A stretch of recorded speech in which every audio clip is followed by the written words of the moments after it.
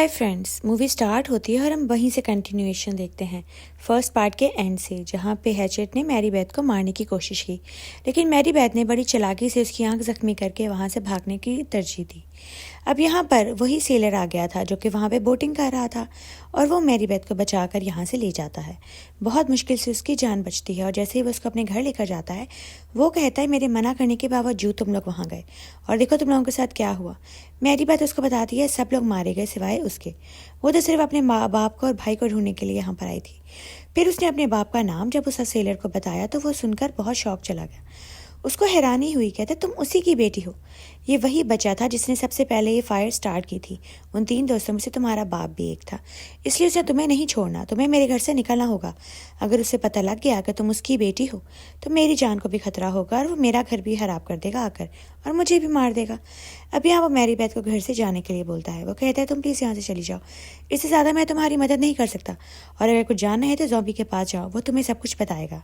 और वो वहाँ से चली जाती है। अब यहाँ हैचेट उसके घर में आ जाता है क्योंकि उसने उसका शिकार पकड़ा था। उसको बहुत ब्रूटली उसके ऑर्गन्स निकाल कर मार देता है, उसका गला दबाकर। अब यहाँ पर मैरी बेथ चली जाती है टाउन साइड पर क्योंकि उसको बताया था उसने कि तुम ज़ॉम्बी के पास जाओगी तो वो अपने बाप का नाम बताओगी तो वो तुम्हें इसकी हकीकत बता देगा कि तुम्हारे बाप की और हैचेट की क्या स्टोरी है। अब यहाँ पर वह ज़ॉम्बी के पास आती है, उसको कहती है मुझे तुमसे बहुत ज़रूरी बात करनी है, मुझे किसी ने तुम्हारे पास भेजा है। मैं अपने बाप का नाम बताकर कहती है उसकी बेटी हूँ। अब यहाँ पर ज़ॉम्बी बताता है कि तुम्हारा बाप उन एक बच्चों में से था जिसने उस विक्टर क्रॉली के साथ यही सब टॉर्चर किया। ये वही बच्चे थे जिनकी वजह से सब अब मारे जा रहे हैं। इन 3 बच्चों की सज़ा पूरे टाउन को मिल रही है और वो मेरी बोट थी जो तुम लोग लेकर गए थे वो भी तबाह हो गई होगी यकीनन। और वो कहती है हाँ, वहाँ पर सब लोग मारे गए, कोई भी नहीं बचा। और यहाँ पर उसको सारी हकीकत बताता है विक्टर क्रॉली की स्टोरी, क्योंकि वो सब कुछ बहुत करीब से देख चुका था और सारी कहानी जानता था। वो कहता था विक्टर क्रॉली की माँ जो थी वो बहुत बीमार हो गई थी, इसीलिए उसी की नर्स से उसके बाप ने शादी कर ली और जब उनका बेबी होने वाला था तो उसने कर्ज दे दिया कि तुम लोगों का बच्चा इतना भयानक होगा जिसको तुम लोग दुनिया से छुपाओगे, क्योंकि तुमने मुझे छोड़ा, मैं बीमार हो गई तो तुमने मुझे धोखा दे दिया। और यहाँ पर वो कर्ज देकर बहुत ज़्यादा बीमार हो जाती है क्योंकि उसको कैंसर था और वो बहुत ही ज़्यादा बुरी कंडीशन में आ चुकी थी, बिल्कुल मरने के करीब थी। और यहाँ तुम्हारे बाप को भी बहुत गम था कि उसने शायद गलत किया होगा, लेकिन उसकी भी मजबूरी थी, वो क्या करता, तुम्हारी माँ तो बचने वाली नहीं थी, इसलिए उसने दूसरी शादी कर ली। और यहाँ जब उनका बेबी हुआ तो वाकई वो कर्ज के मुताबिक बहुत ही भयानक था, उसको देखते ही उसकी माँ मर गई। अब यहाँ उसके बाप ने इसको अकेले ही पाला पोसा। पहले तो उसको उससे इतना प्यार नहीं था, लेकिन आहिस्ता आहिस्ता उसको अपनी औलाद से लगाव हो गया क्योंकि जो भी था वो उसकी औलाद ही तो थी। अब विक्टर क्रॉली अपने बाप के साथ बहुत हंसी खुशी रह रहा था, लेकिन टाउन के बच्चे उसका बहुत मजाक उड़ाते और उसको बिल्कुल भी खुश रहने नहीं देते। वो तीनों उस रात उसके घर में जब पटाखे फेंक रहे थे हैलोवीन नाइट पर, उसी दिन आग लगी थी और जब विक्टर क्रॉली मारा गया था उन 3 बच्चों में से तुम्हारा बाप एक था और उसके अलावा 2 और भी आदमी थे। उसी की गलती की वजह से उसने बाप ने भी अपने आप को बहुत बुरी तरीके से मरने दिया क्योंकि उसे अपने बेटे के मरने का बहुत दुख था। अब यहाँ विक्टर क्रॉली अपने बाप के मरने का बदला लेने के लिए टाउन वालों को नहीं छोड़ेगा। अब यहाँ पर हम स्वाम की स्टोरी पूरी जान तो चुके थे कि विक्टर क्रॉली की हकीकत क्या है। अब यहाँ मैरी बेथ ज़ॉम्बी को कहती है कि हमें वापस जाना होगा, मुझे अपने बाप और भाई की लाश लेकर आनी है ढूंढ के और तुम्हें इसको ख़त्म करना है ताकि तुम्हारा भी स्वाम का काम दोबारा से शुरू हो सके और तुम्हें अपनी बोट भी तो वापस लेकर आनी है, इसलिए हम दोनों को हाथ मिलाना होगा और वहाँ जाना होगा।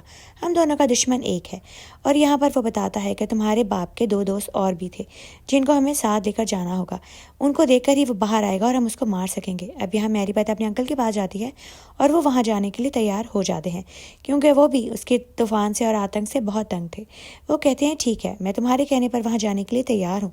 और मैरी बेथ कहती है मैं आपको कुछ नहीं होने दूंगी। अब वो लोग तैयार थे जाने के लिए वहाँ स्वाम के ऊपर। अब यहाँ ज़ॉम्बी ने पूरी टीम तैयार करके रखी हुई थी, पूरे सारे जो थे फाइटर्स थे ताकि वो लड़े और उसको मार दे। सबके पास गन्स थी, सारे ट्रेंड फाइटर्स थे। वो कहता है जो इनाम लेकर आएगा उसको बहुत बड़ा इनाम मिलेगा विक्टर क्रॉली के सर के ऊपर। अब सब लोग राजी हो गए। पहले तो आधे लोग भाग गए उसका नाम सुन के, लेकिन कुछ लोग बैठे रहे। उनके पास हथियार भी थे और उनको लड़ना भी आता था।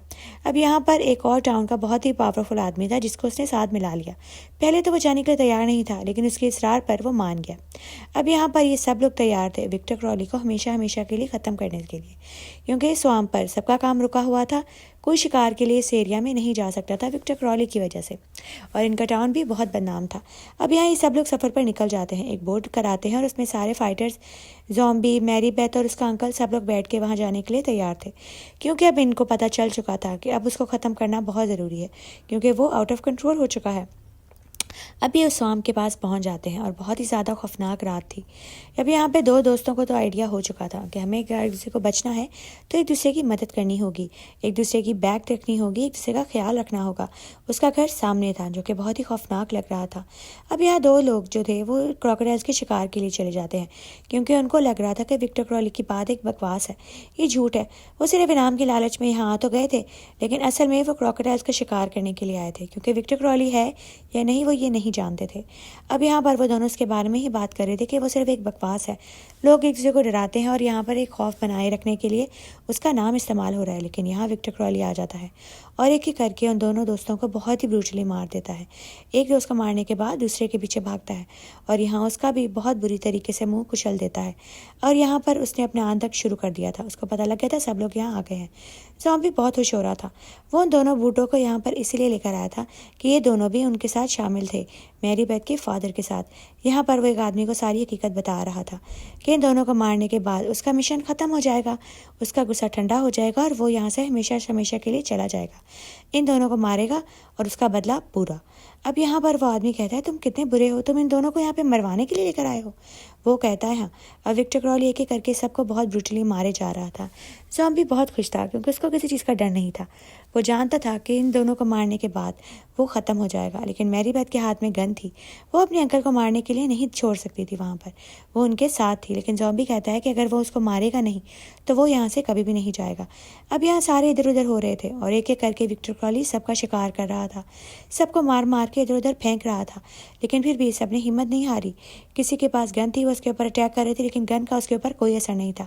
उसके पास चेन सॉ था जिससे वो सबको काटे जा रहा था, क्योंकि उसको यहाँ पे कोई खौफ नहीं था, ये उसकी जगह थी, उसका घर था, यहाँ उसको किसी का खौफ नहीं। वो चेन सॉ से सबको काट काट के फेंक रहा था। अब थोड़े ही लोग बचे थे। मैरी बेथ को उसका साथी सारा कुछ बता देता है कि ज़ॉम्बी का क्या प्लान है। वो बहुत बुरा इंसान है, वो यहाँ पे सबको सिर्फ मरवाने के लिए लाया है। वो विक्टर क्रॉली को मार के इस जगह को क्लीन करना चाहता है अपने लिए, और यहाँ पर वो जिसकी मर्जी कुर्बानी देने के लिए तैयार है। अब वो जो दोस्त था मैरी बेथ का, उसको भी विक्टर क्रॉली ने बहुत बुरी तरीके से मार दिया। अब यहाँ पर कुछ लोग ही बचे थे जिनको अपनी जान बचानी थी और यहाँ से भागना था। अब यहाँ पर वही मैरी बेथ के बाप का साथी जिसने विक्टर क्रॉली को बचपन में छेड़ा था, विक्टर क्रॉली को उसका समझ आ गई थी और अब उसने उसको मारना शुरू कर दिया। उसने बहुत मुकाबला किया, लेकिन विक्टर क्रॉली ने उसका मुंह काट कर उसको बहुत बुरी तरीके से मार दिया। अब यहाँ पर सिर्फ ज़ॉम्बी बचा था, उसका सामना विक्टर क्रॉली से था।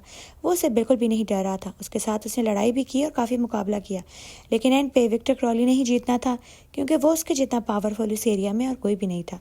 अब यहाँ पर वो उसको बहुत बुरी तरीके से मारने लगता है। मेरी बात कहती है प्लीज़ उसको मत मारो, उसको छोड़ दो, लेकिन वो कहता है नहीं, मैं उसको यहाँ पर मार दूंगा। और ऐसा ही होता है, वो उसके अंकल को वहाँ भेज देता है जहाँ विक्टर क्रॉली था, और विक्टर क्रॉली उस अंकल को भी बहुत बुरी तरीके से मार देते हैं। ज़ॉम्बी उसको बचता नहीं देख सकता था, वो कहता है कि इसको मार के ही इसका गुस्सा ठंडा होगा। और यहाँ विक्टर क्रॉली उनको मारने के बाद बाहर आ जाता है ज़ॉम्बी को मारने के लिए। ज़ॉम्बी उससे बहुत मुकाबला करता है, उसको लग रहा था कि शायद वो विक्टर क्रॉली को हरा देगा, लेकिन ऐसा बिल्कुल भी नहीं था। विक्टर क्रॉली ने उसका मुंह नोचकर उसको बहुत बुरी तरीके से मार दिया, उसकी खाल ही खींच दी और बहुत बुरी तरीके से उसका एंड हो गया। लेकिन यहाँ मैरी बेथ ने हार नहीं मानी, पीछे से उसने स्वॉर्ड से उसके ऊपर अटैक कर दिया और बाद में उसको मार मार कर बहुत ज़्यादा ज़ख्मी कर दिया। फिर उसने ज़ॉम्बी की गन उठाई और उसी गन से उसको मारना शुरू कर दिया। उसके ऊपर बहुत फायर किए, लेकिन फिर भी उसका हाथ हम हिलता हुआ देखते हैं, क्योंकि अभी भी उसने मरना नहीं था। मैरी बेथ उसको बहुत बुरी तरीके से मार के वहाँ से जाने लगती है। दी एंड।